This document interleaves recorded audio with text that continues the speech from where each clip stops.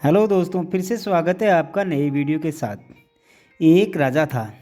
उसका इकलौता बेटा 5 वर्ष का हो चुका था। उसकी इच्छा थी कि उसका बेटा बड़ा होकर राजपाट कुशलतापूर्वक संभाले। बेटा भी शादी के कई सालों बाद हुआ था। वह उसके भविष्य के बारे में भी जानना चाहता था। बेटा उसकी तरह पराक्रमी, शक्तिशाली और सम्राट बनेगा या नहीं।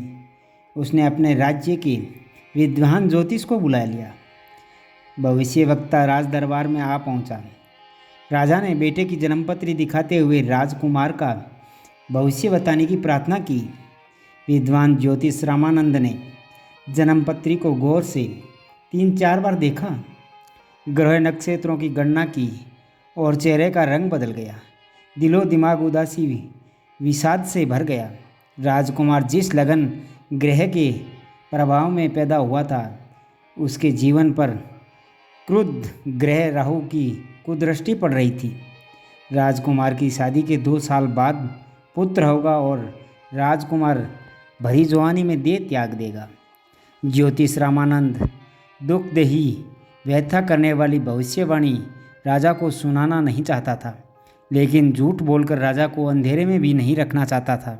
भारी उलझन में था। कड़वा सत्य कैसे कहें।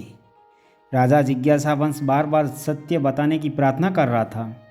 आखिर सोच विचार कर रामानंद ने सत्य बात बता दी कि राजकुमार भरी जवानी में दुनिया से चले जाएगा। सच्चाई इतनी कड़वी, दुख देने वाली थी कि राजा सहन नहीं कर सका। तुरंत ज्योतिष रामानंद को कारागृह में बंद करने का आदेश दे दिया। कड़वा सच हर इंसान सुन नहीं सकता। उस राजा ने भी सच सुनने की हिम्मत नहीं थी। राजा परेशान व दुखी हुआ। दिल में पुत्र मोह की भावना प्रवृत्ति हो रही थी। रामानंद पुत्र वियोग की बात बता रहा था। राजा के प्रचंड क्रोध का शिकार ज्योतिष हो गया। राजा बेटे से अत्यधिक प्यार करता था, साथ ही उसे अपने राज्य का शक्तिशाली पराक्रमी उत्तराधिकारी चाहता था। कुछ दिनों बाद राजा ने दूसरा ज्योतिषी बुलाया और उससे पूछा। दूसरे ज्योतिषी ने जन्मपत्री देखी और ग्रहों की गणना की तो परिणाम दुखदेह ही निकल रहा था। उसने भी राजकुमार की अल्प आयु की घोषणा की तो उसे भी कारागृह में डाल दिया गया। राजा अपनी मनचाही बात सुनना चाहता था। समय समय पर ज्योतिषों को बुलाता रहता था। कड़वी सच्चाई जानकर कारागृह में बंद कर देता। उसकी कारागृह में संत महात्मा किस्म के अनगिनत विद्वान कैद कर लिए गए। राज्य में हाहाकार मच गया। पापी राजा कितने अत्याचार कर रहा है। राज्य में संत महात्मा, ज्ञानी, विद्वान सभी घबरा उठे। कुछ धर्मगुरुओं ने राजा को समझाया भी, मगर उसकी समझ में यह बात नहीं आई। बहुत पुराना समय था, राजतंत्र का युग था। उस समय राजा का निर्णय गलत हो या सही अंतिम माना जाता था।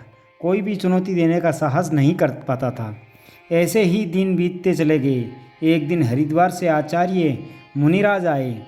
बड़े पहुँचे हुए संत और ज्योतिष थे। राज्य में प्रवचन कर रहे थे। एक दिन राजा का संदेश मिला कि राज दरबार में हाजिर हुए जाए। आचार्य मुनिराज ने सम्मानपूर्वक जवाब दिया कि राज दरबार में उपस्थित नहीं हो सकते, क्योंकि उनके गुरु का आदेश है केवल साधारण प्रभु के सामने ही ज्ञान चर्चा करूं। यदि आप कुछ पूछना चाहते हो तो सत्संग में।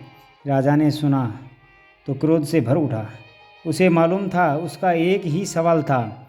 उसका जवाब अगर पहले वाले ज्योतिषों जैसा दिया गया तो मुनिराज को कारागार में नहीं, सरेआम फांसी लगवाएगा। ऐसा सोचकर अपने मंत्री दरबारियों के साथ रामानंद से मिलने सत्संग में पहुंच चुका। आचार्य मुनिराज ने सम्मानपूर्वक राजा और उसके सहयोगियों को साधारण जनता के साथ बैठने को कहा और आने का कारण पूछा। राजा ने बेटे की जन्मपत्री दिखाकर भविष्य जानना चाहा। ने राजकुमार की जन्मपत्री ध्यान से देखी, ग्रहों की स्थिति का अध्ययन किया तो चौंक पड़े।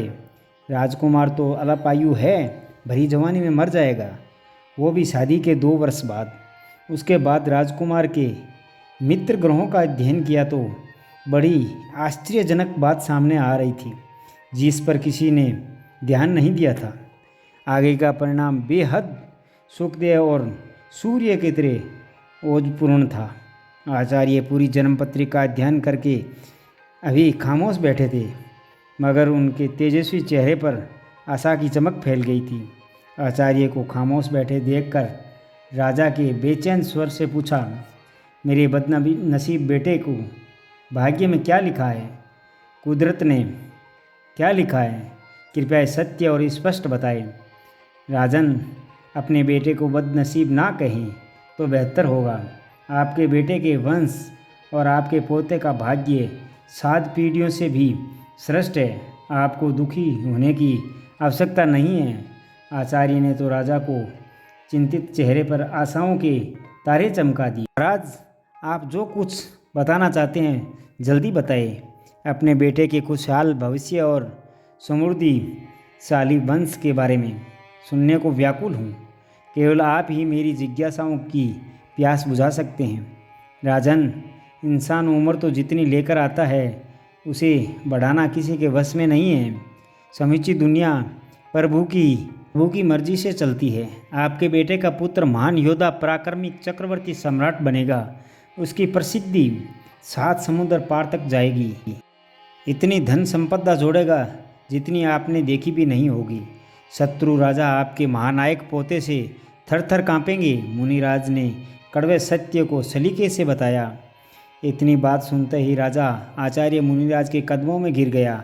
हाथ जोड़कर दक्षिणा मांगने को कहा। आचार्य ने राजा को आशीर्वाद दिया और आदेश दिया कि कारागार में बंद साधु संतों को, ज्योतिषों को मुक्त कर दें। सत्य का गहरा रहस्य भी आचार्य ने पहले वाले ज्योतिषों वाला बताया था, मगर अपनी बात कहने का सलीका इतना श्रेष्ठ था कि कड़वे सच का कड़वापन महत्वहीन हो गया।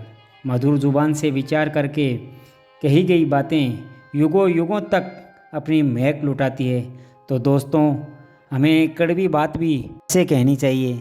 तो दोस्तों, मिलते हैं अगले वीडियो में। तब तक अपना ख्याल रखना, मुस्कुराते रहना। धन्यवाद।